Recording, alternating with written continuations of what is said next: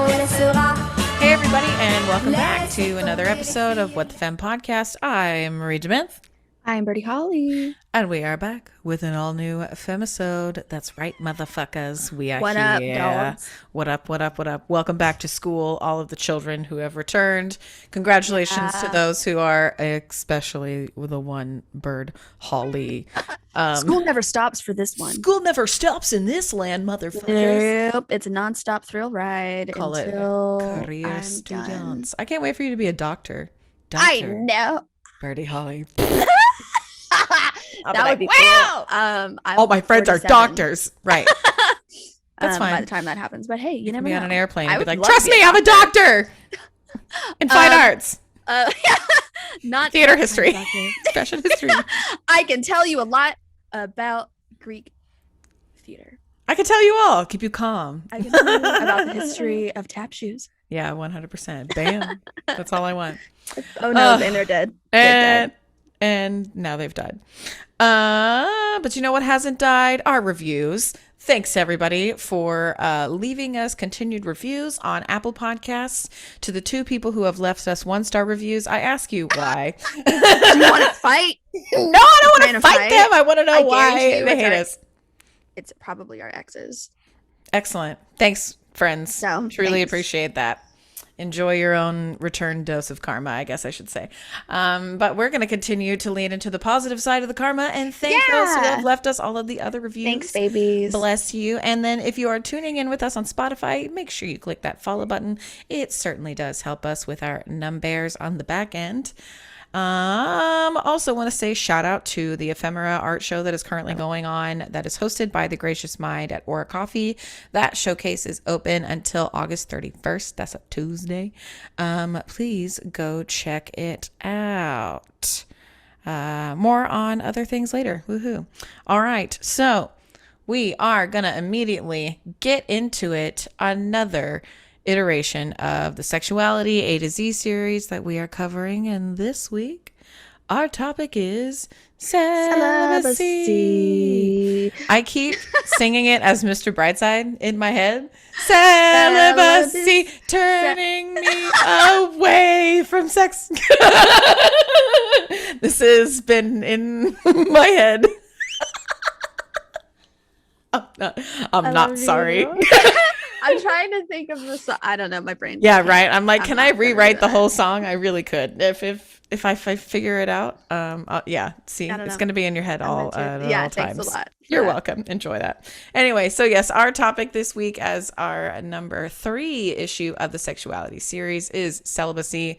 We're going to get into it. But before that, we have our bi-weekly bits. Bits. First bits up, we have word of the week.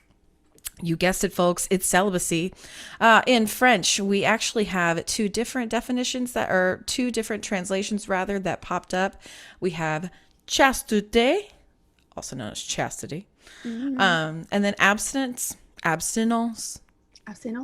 So one time where the English and the French word are pretty similar, but no exact literal of celibacy, which you can find in our Spanish translation this week. We have celibato, also includes castidad, which I think is more along the lines of castrated. So not sure about I'm not sure about the validity in that, or at least the true synonym as far as a direct translation goes, but that is what is available. So it's interesting that is what the equivalent is, right? Maybe, because interesting. Both of those, and we're going to get into that here in a little bit. So I'm very curious. I'm excited rather to explore that. Yes. So those are the words of the week for you. Our translations for celibacy: in French, chasteté or abstinence, or in Spanish, celibato or castidad. Woo-woo. Amazing. Our next bi-weekly bit is the Rise Market Artist Picks of the Week. Woohoo! Art, shakack, boom. Oh, shakack, art. Did somebody mention art? Look at some art. I am excited. Art. Shake. Oh yeah, did you catch that? I just think of Have you not heard? That's our transition now for great. this Okay. segment. So Did somebody mention art? Thank you, Bob the Art. Yeah, drag queen. Thank you. Yeah. Thank you, Bob the Anytime drag someone queen. says art, that's all I can think about. Yeah, 100%. Especially because it's gay. That's right. Gay. That's right. Keep it gay, gay, gay, gay, gay. So, speaking of gay, Rise Market, our artist picks of the week are found on risemarket.com. Be sure to shop their awesome wares today. Our first artist that we have up is about not your abuela. Not your abuela. I'm going to try that again. Our next artist up is Not Your Abuela. Hey. Hey.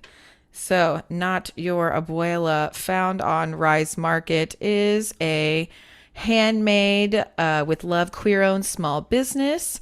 Looks like we've got some crocheted bits, some knitted bits. So that's not with a K. Yes. This artist is based in Austin, Texas. Look at that. Cool as fuck. That green one. Check it out. This is Birdie in a mushroom. That's Birdie really in a hat. Cute. So there we've got, all kinds of great knitted wares and accessories. I love the water bottle holders. Look at these scrunchies. Oh, it's a water bottle holder. Look at that. Granny Square bottle holders. That. Wow. Yeah. So if you're a fan of like vintage crochet patterns or crocheting in general, these products are perfect for you. You can shop their wares today at risemarket.com.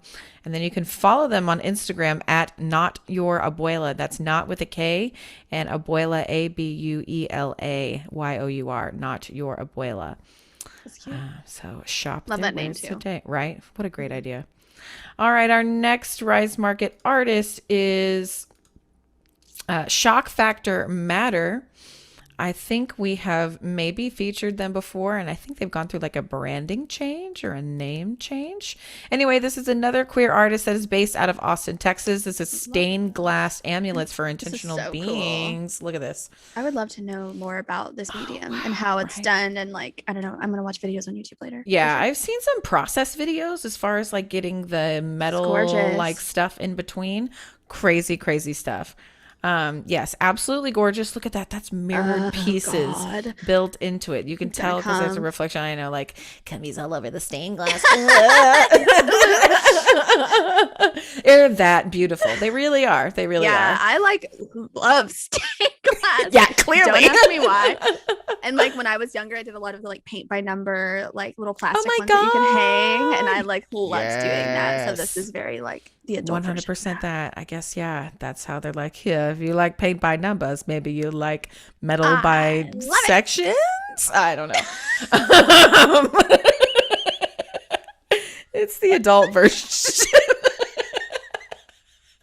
Metal by sections, glass by sections. Kill me now. All right, everybody. Great. So that's all for our episode. Thanks for tuning in. I'm out of here. Next week we'll talk about glass by rail order. I don't know. It's fine, everybody. We're doing a great job. We're recording earlier in the day than normal, so we're like, what is this energy that I've got here today? Yeah. Okay, so everyone, please support Shock Factor Matter.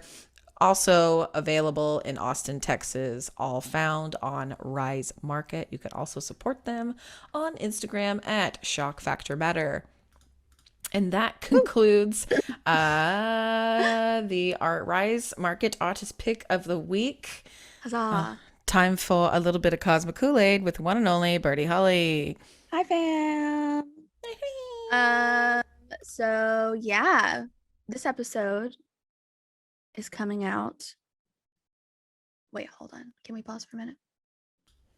Yeah, pause. Thank you. When is this? Is the episode coming out tomorrow? Yeah. Okay, that's what I thought. I just wanted to make sure. For some 100%. reason, I was like, and I was like, no, because obviously Jacking Out came out last week, so this would be. That is the thing. You are Just right. making sure. I was like, no, you're my fine. brain short circuited. Okay, anyways, yes, we can continue. Yeah, keep going. You got it. Great, excellent, yay! So yeah, this week we are gearing up for that Aquarius new moon. That is, sorry, correct myself. Aquarius full moon. I think, did I say new moon? I meant full moon. I think it is the full moon. Aquarius I don't know what you said, but it's the moon. full It moon. is, yes. Clear. Everybody go look Second outside. one. Everyone go look outside, charge your crystals, cleanse your space, Yes. check in with your new moon intentions that you sat with. Full moon intentions. Try it I'm again. sorry, y'all. No, you're totally fine. You know what? Start over Yeah. from the beginning Stop eating right that. now. Stop. Sorry. What did he eat? I eat my plant. Stop Get it. yourself sick. Stupid. Oh, look. I want to eat it. He's been acting out because I've been gone. Because you've been gone. Yeah, that's exactly right. This room is chaotic when I got back. I Anyways, know. Okay, Like, let's go. You got it. Okay, keep going. Okay. Hi. Hello. This week, we are gearing up for the full moon in Aquarius. Full What's moon up? in Aquarius. Excellent. Second one in a row, weirdly enough. I don't know how often that happens, but yeah. So we had an Aquarius full moon, the last full moon that we had. What? And now we've had the pleasure of getting a second one. Round 2, baby. Round 2, back to back, Aquarius that. full moons. What's good?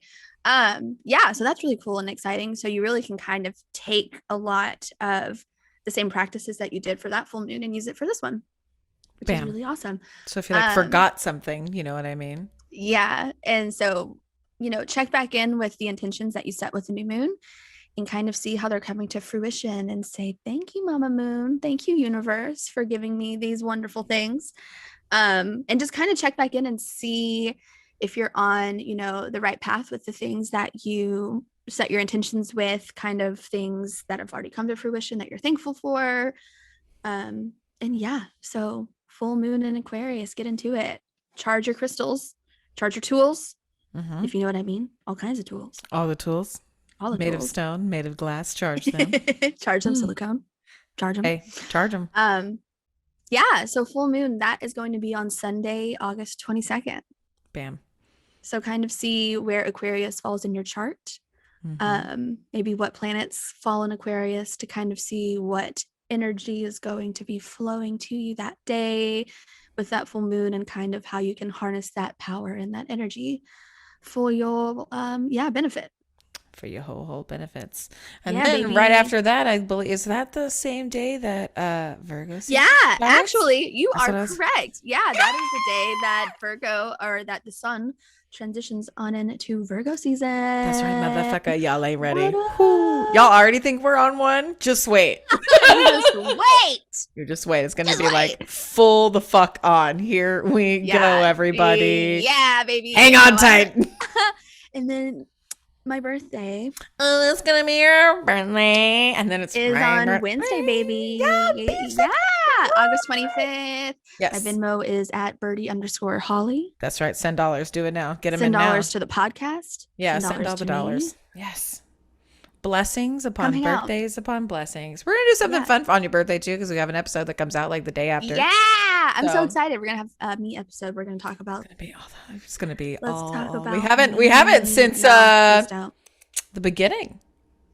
That's Yeah, I don't think right. so. Since So, episode number 12, motherfuckers. Send me Yeah. questions. Ask me anything. Oh my Ooh, God. we should Yeah, do let's an do an AMA. Ask me There you are, anything. everybody. Nothing's off the table. That's right. Email us, WTFemmepodcast, WTFEMME podcast @gmail.com. Send us your motherfucking questions, or DM us on Instagram. We're also both on Yeah, that. slide Do into that. those DMs. Let's do a full Ask Birdie Q&A. I cannot fucking Yeah, ask me Excellent. everything. Anything. I'm an open book. It was All really of funny. them. I tried to do this. Like, I have my real human person Instagram that I never use anymore. Yes. And like, it was a couple of years ago. I was like, oh, I'm gonna get back on it, and like, Oh my God. whatever. And like, I like posted a question thing. I was like, ask me stuff, because I've like been absent and silent forever. And like Right. the first question was like, what happened with you and your ex? And I was like, well, Are you fucking kidding they're like, me? why'd y'all break up? And I was like, well, this was fun. Guess well, that's fine. Guess I I'll be regret going this back in my entirely. hole. Goodbye. That's exactly what Why is that the first question? Is what I want to know. Why I the was like, fuck is that the first question? Like, y'all? who cares? Do you Who understand? cares? Welcome to It's Boundaries, over and done. starring me and you, baby, and a Starring big old me bar and you. between them. Yep. That fucking yeah. part. Anyway, I know. so- Anyways, but yeah, ask me anything other than Other questions than about that, yeah, my exes. yeah. Like, what the fuck? If Like, you what's would my not want to favorite be asked that color? question, please don't ask us. How about that? Yeah, You know what I mean? I feel very like that's a good rule gauge. to live by. Actually, That's what I'm saying. Yeah, Cookie So. agrees. So Cookie agrees. Cookie agrees. Said, yeah, that's what I'm saying. Yeah, leave my mom alone. Leave her the fuck alone. And with that, we are going to take a quick break. This episode of What the Femme podcast is brought to you by Stoke Co-working, located in the heart of downtown Denton, Texas. Applications are now open for the second round of Accelerate Her. This startup incubator program is a program made possible by a partnership between Stoke Co-working and Texas Women's University Center for Women Entrepreneurs. The program is designed to help women and women-identifying entrepreneurs reach important milestones in order to take their business to the next level. The program will offer weekly workshops and cohort check-ins, as well as regular contact with the program managers and mentors. Applications are open until August 13th, and the program starts October 1st, 2021. Learn more today at www.stokedenton.com. That's www.stokedenton.com. And we are back. Welcome back. Alrighty, like we said at the top of the show, this week's topic is celibacy. Taking a little bit of a veer away from orientations and talking a little bit more about practices. Yes. Things that I was not really aware of as far as like why people practice celibacy and things of that nature. So I'm glad that we're brushing over this one. So maybe it'll help everybody out. Yeah, baby. So with that, we shall begin into the wonderful world of celibacy. So celibate is someone that we know. Great. Celibacy has existed in one form or another throughout history in virtually all major religions of the world, and the views on it have varied. Judaism strongly opposes celibacy. However, the priests of the Essenes, a Jewish sect during the Second Temple period, practiced celibacy. The Romans viewed celibacy as an aberration and legislated fiscal penalties against it, with the sole exception granted to the Vestal virgins. And I want to take a stop right there and just say, wow, what the fuck? As somebody who came from Christian background, you know what I mean? I did not realize this was like not a thing that was practiced since the beginning. So yeah, not aware. Right. I didn't know that either. Yeah. And our timeline here kind of covers the like transition between those things. So we'll get into it here in a little bit. Interesting. So as far as origins continue, the Islamic attitudes toward celibacy have been straightforward. Several hadiths include, or rather indicate, that Prophet Muhammad denounced celibacy. Classic Hindu culture encouraged asceticism and celibacy in the later stages of life after one has met one's societal obligations. Interesting. Very interesting. Right? Jainism, on the other hand, preached complete celibacy even for young monks and considered celibacy to be an essential behavior to attain moksha. Buddhism is similar to Jainism in this respect. There were, however, significant cultural differences in the various areas where Buddhism spread, which affected the local attitudes towards celibacy. It was not well received in China, for example, where other religious movements such as Taoism were explicitly opposed to it. A somewhat similar situation existed in Japan, where the Shinto tradition also opposed celibacy. And in most Native African and Native American religious traditions, celibacy has been viewed negatively as well, although there were exceptions, like periodic celibacy practiced by some Mesoamerican warriors.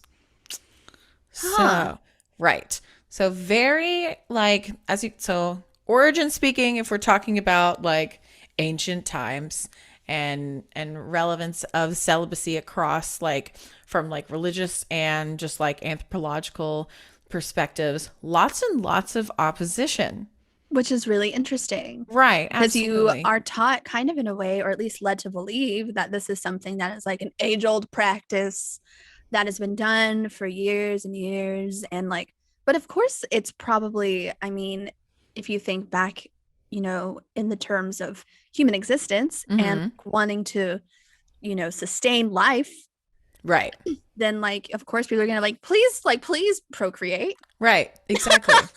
It's but like, at the same time, like, it's so interesting how it's become more of, well, it's, a choice for sure, but like Mm-hmm. the transition of like how it's deemed noble, I guess, or you Yeah, know what I like a mean? full 180. Yeah, the fuck. But Like, that's just evolution, I suppose. And I don't know, it's yeah, very, and societal changes also, like, yeah, for sure. just what society as a whole has like valued, as far as like, I don't know, sanctities of marriage and Yeah, purity behind being a virgin, and like purity in, if we and a lot of what we're talking about is very much rooted in like Protestant views, like yeah, specifically like like anybody, most again, like like Western. yeah, Western, yeah, exactly, Western philosophies, Western religions, viewing the body as a sacred vessel of communing with one another and on behalf of God and with God or for God.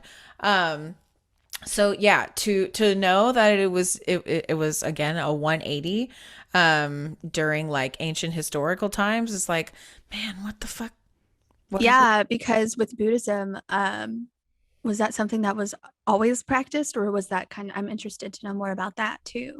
Because that I seems like something that is also, but it could be what we were led mhm. to believe, like seems something that was really ancient, but Yeah, who knows? Anybody, whatthefempodcast@gmail.com. If you are a current practicing Buddhist, please let us know. We'd just love let to us hear more know the about history that. of Buddhism. Yeah. Man, I would love to actually like really dive into Me Buddhism at too. some point. Yeah. Yeah, I'm very that would be curious about that. beautiful. Hey, Sparked in. if you are queer and Buddhist, hey, wait. Hit us up. If your name is Chloe McDowell, will you Hit us please up. email us? Yeah, we'll be doing that later. Absolutely.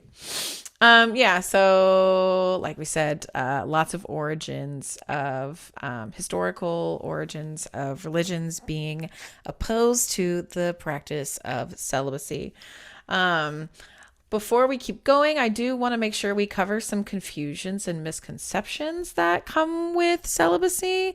And I think, and like you brought this up whenever we were talking about like the calendar of episodes that we're going to be covering, how celibacy is often confused with asexuality. Yeah, for sure. A lot of the Yeah. time. A lot of them Hmm. get it over, there's a lot of overlap there. Hmm. But asexuality, I feel like celibacy is definitely more of like an active choice, and not Yeah. all people who are asexual choose celibacy. Hmm. Excuse me. But, a lot of the times that is something that, goes hand in hand. So I can understand why that misconception is there. But yeah. Yeah, absolutely. So yeah, the words, so those two words are definitely used interchangeably, sort of like recap on sexual as far as like what like abstinence goes, which is what we are taught. Um, I wrote a whole paper about that not that long ago. did you really? What Yeah, about I sexual did, abstinence and about abstinence only education, and how horrible it is, and how it's like very morally and ethically like not trash? okay to teach kids that, Yeah, because you're literally exactly. harming them by not teaching them about their bodies. So yeah. Yeah, 100%. Again, support the Texas Equal Access Fund. Carry on Yes. Connor, past Honestly, guest. shout out to them, because I referenced a lot of their things and even plugged them a couple times in my covenant class. Oh, love And I that. did, yeah, I did like one of our discussion posts. It was like choose a topic and like a special interest group. And so I was like, let's talk about abortions and why they're Let's talk about it, and everybody. they're like, God, this girl. And I'm like, yeah, but honestly, I was like, if any of these people don't have access or, resources, because we're fucking been, with everything going on, Oh, need yeah. to be afraid to like even think about what happens if I need an abortion. Yeah, Am I gonna get absolutely. fucking thrown in prison? Right. So I dropped a few little resources Some little sprinkles of things. for Yeah. my uterine bearing homies. Shout in my out to class. uterine Anyways. barren homies. Talk to the Texas Equal Access Anyways, Fund. You can learn a yeah. lot more about the things that should be taught in school, Yeah. which in the state of Texas, abstinence only education is what is Yep. Very emphasized common. in the public school system. Yes. I hate to see it. So yeah, we do hate to see that. So a reminder, at sexual abstinence, also known as continence rather, is abstaining from some or all aspects of sexual activity, often for some limited periods of time. Definitely not the way to do it, as we have already reiterated. I also wanted to talk about how celibacy impacts the queer community. Again, talking about celibacy versus asexuality, and when we were thinking about like how to crunch through like celibacy and like these misconceptions, and how asexual humans are often confused to be celibate.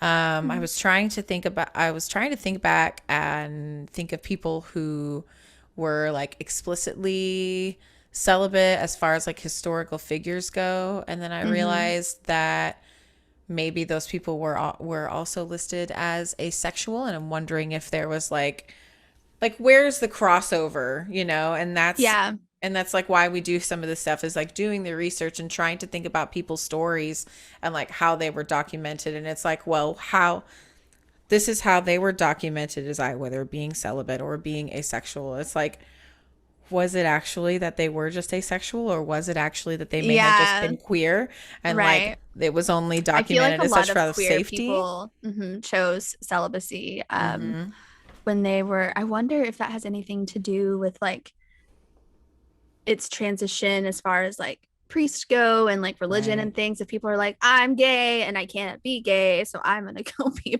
priest. I don't know, maybe that's really bad to say, but like, it's kind of like But it's possible, lot, or it's, pursuing being not necessarily being a priest, but like if you wanted to, if somebody maybe pursuing like monkhood as well, just yeah, like exactly. entering into a vow of celibacy is something that Instead of being like expected to like be like perform. straight. Yeah. You're like, celibacy is often, a safer and better, choice for the person instead of historically performing. speaking. Yeah, absolutely. So so definitely something to think about. I did find that there is a clinical psychologist by the name of Dr. Karen Gurney, who works at the Havelock Clinic, who has done a little bit of research on voluntary celibacy, specifically as it appears in the queer community, and the people who are like actively choosing to partake in it, and these individuals are choosing to do so as a result of their complex sexual history, which I completely understand. Yeah, no, me too. Sometimes you kind of need a reset, or you need to take some time to turn inward and kind of, shut off that aspect of your life so you can reevaluate and you can heal and you can like grow to learn and like reconnect with yourself. Exactly. Yeah. So like I absolutely, maybe be, coming from someone who is asexual, I'm like, I get that. Like I think that that's something that I could do.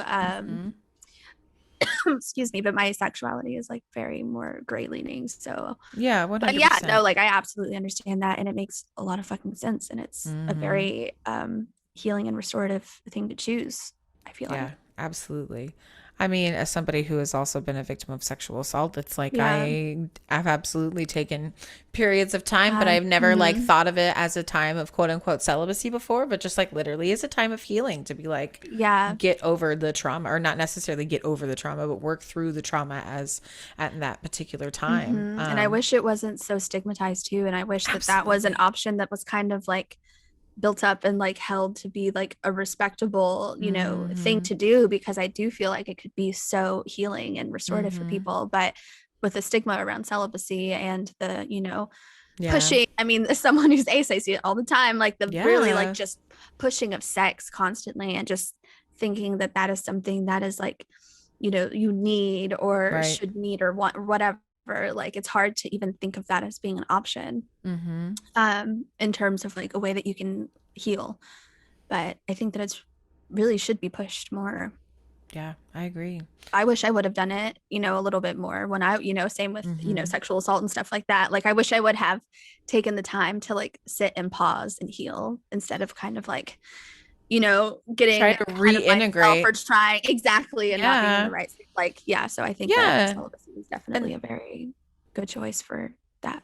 And societally speaking, just like you said, we do live in such a hypersexualized, like pressure from all around, as far as like performance, documentation, social media, everything, especially and even in queer culture, and especially in queer culture. Absolutely. Yeah, it's definitely pushed, and we're often very sexualized, so it's hard to kind of like separate from that. Separate it. Yeah, exactly.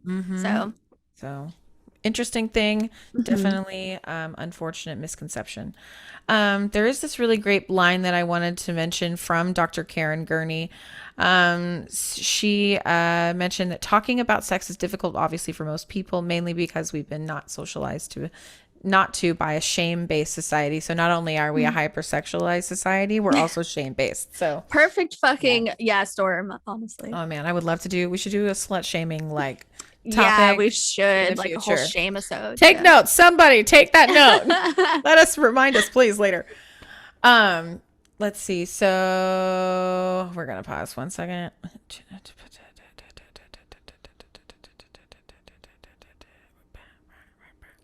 I mean, we kind of talked about what she just said, but Yeah.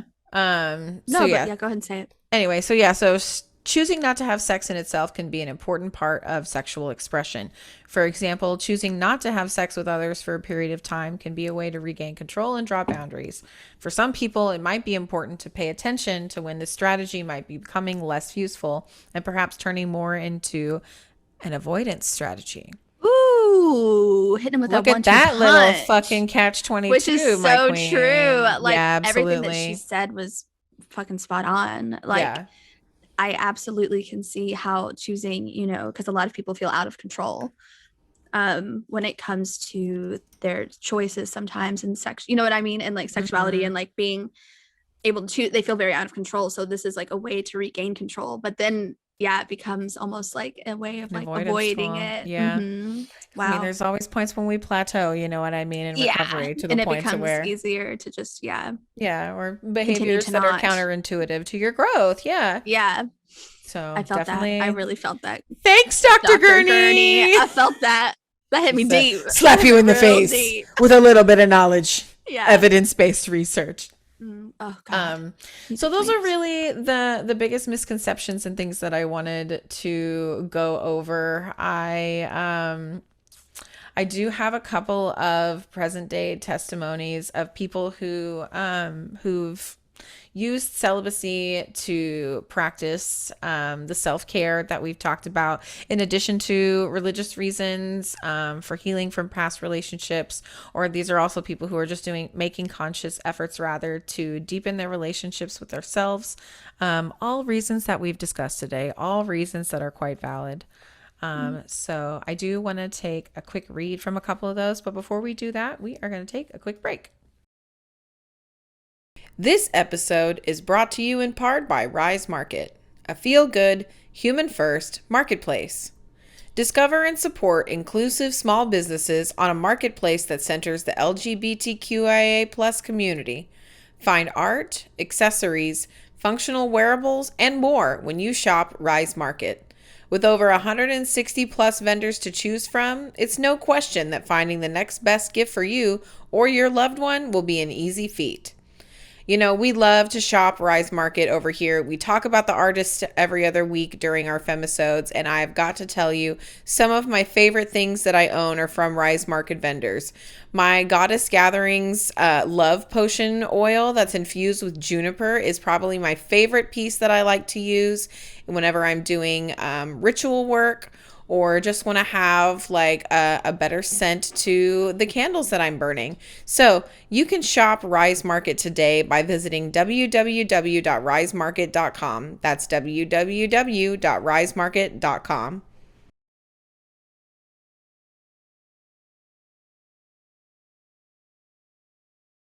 And we're back. So first testimony that I wanted to share is actually from someone. So all of these testimonies come from an article that I found on Vice. And we have a couple other resources from A Queer Calling, Queer Theology, and degrider.com that I will put in the show notes. I've also got Healthline, tons and tons of really good resources out there that talk about history of celibacy, history of abstinence, things of that nature. And so I wanted to start with this one because the article came out in like 2020 or 2019. And I thought that it was really interesting to see somebody so young practicing celibacy so like openly and authentically. Yeah.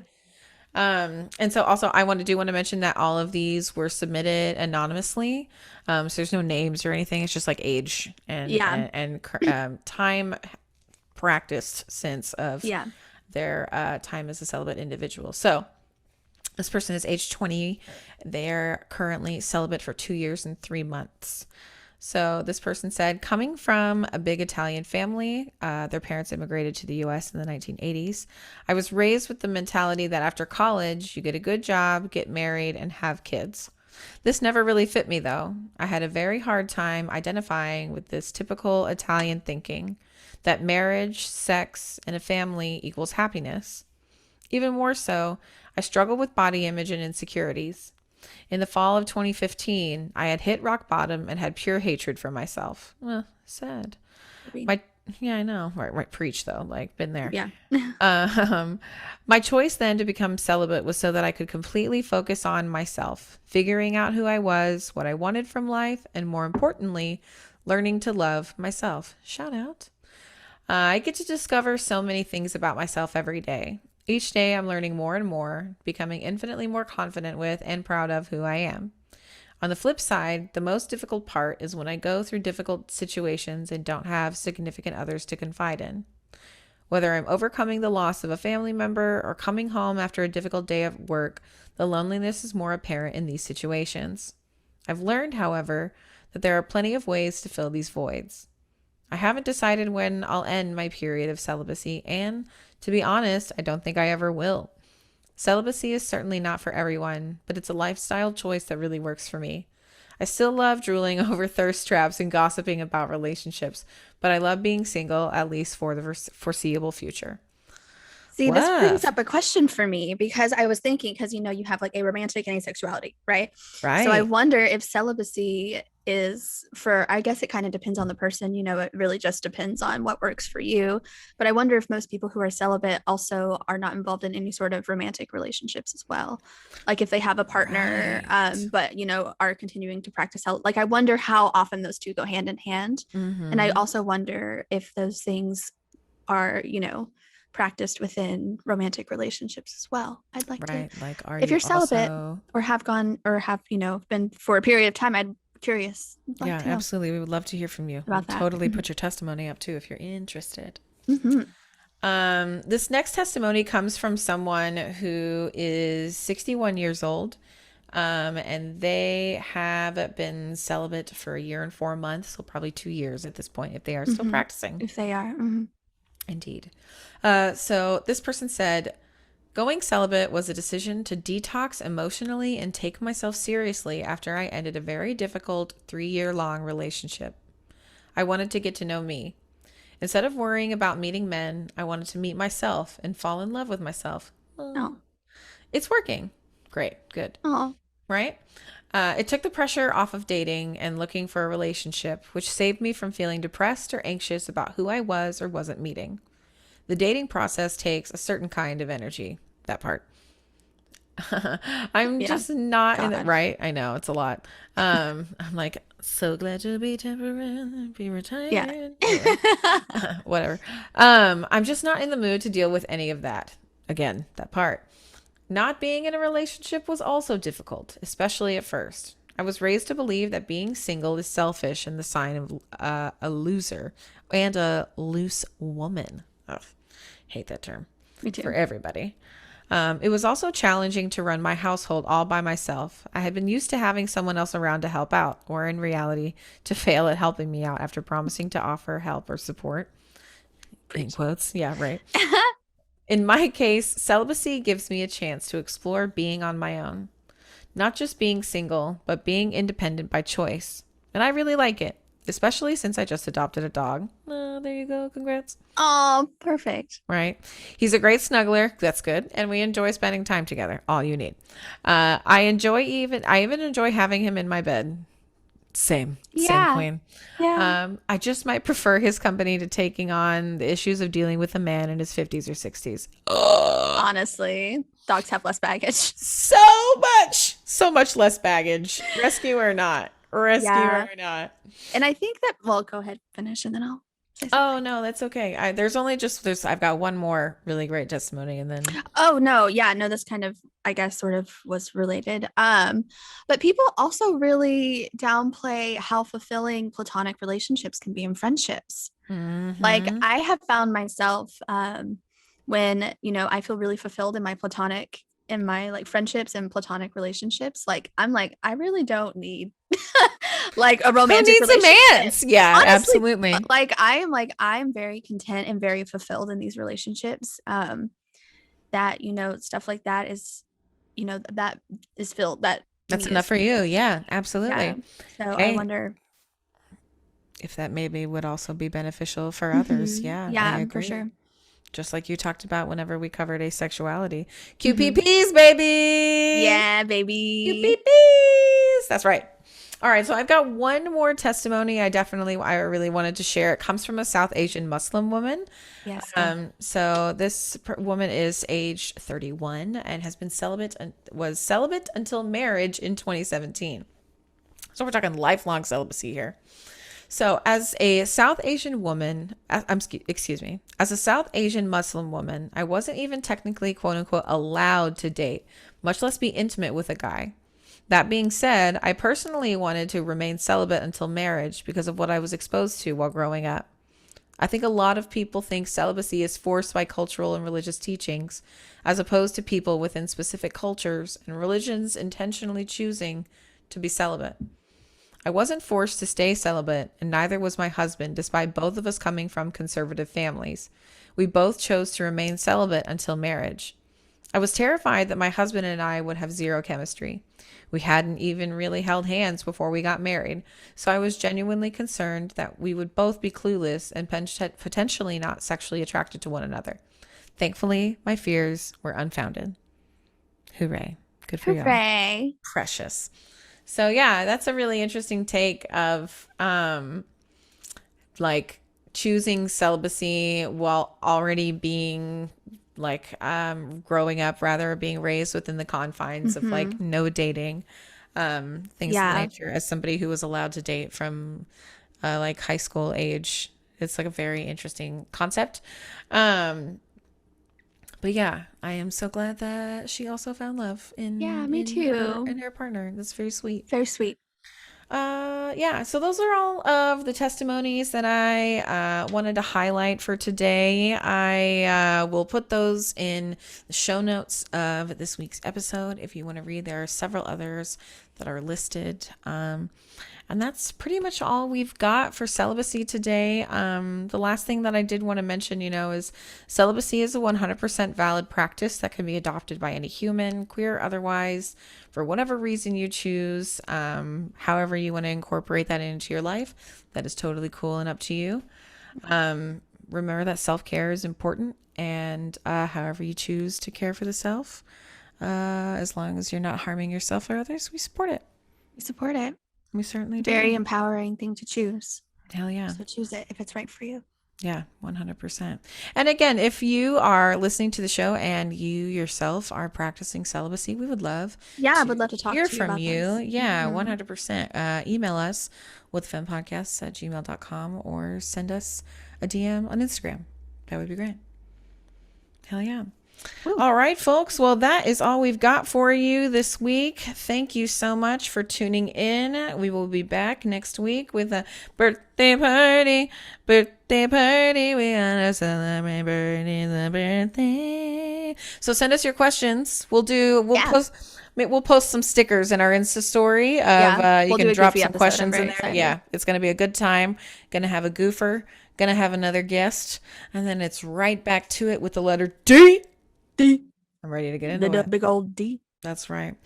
And so if you want to enjoy this episode and many other episodes ad-free, you can do so by joining our Patreon today for as little as $1 a month. That is $12 a year. Come on over, baby. Ven conmigo, baby. That is right. I also listened to the Spanish version of that song. I know what I'm listening to on the way to work today. Ven conmigo, baby. That's right. Yeah. Escúchame. That's right. I'm thrilled.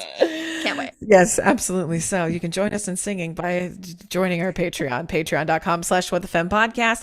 Thank you to Kristen Spavchik, Danica Dobson, Megan Doherty, Atticus Kimbrough, Christopher Walker, Devin Bruner, Allie Barnes, Courtney Marie, Danny Nichols, and Kirby and Lucy for supporting our Patreon. Promos. Murder at Action Lanes, presented by Sundown Collaborative Theater. Kurt Van Zandt, also audio engineer for the show, producing this show. The sound design is sick. It's so good. Have you listened? Did you listen to Not yet. No, not yet. Oh man. Can't Wow. wait. Talk about like it's everything and more you've ever dreamed of for a radio show produced in the present day.